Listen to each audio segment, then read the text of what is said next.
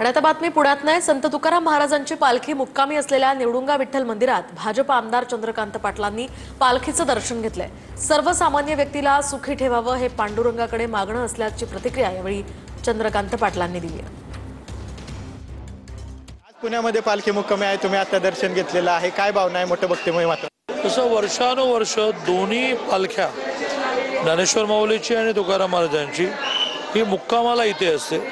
Next day पूर्ण rest असते आणि त्याच्या नेक्स्ट डे पुढच्या दिवशी या पालख्या पुढे मार्गक्रमण करतात। त्या 1200 पालख्या प्रत्येकी 500च्या म्हणजे 6 लाख लोक कुठे राहणार हे वर्षानुवर्ष ठरलेलं आहे।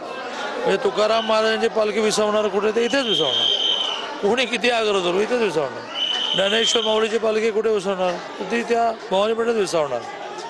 असा एक मोठा आनंदाचा विषय आणि पुणेकरांना त्यात मोठा आनंद मिळतो। म्हणून मी आज इथे तुकाराम महाराजांची पालखी विसावली आहे, पादुका त्या ठिकाणी आहे, तर दर्शन घ्यायला आलो। पांडुरंगाकडे काय मागणं असणार यावर्षी? पांडुरंगाकडे माझं नेहमी म्हणणं, परमेश्वर हा माणसामध्ये ओळखायचा असतो, माणसाला सुखी कर। विशाल रायपूरसह विनय जगताप, TV9 मराठी, पुणे।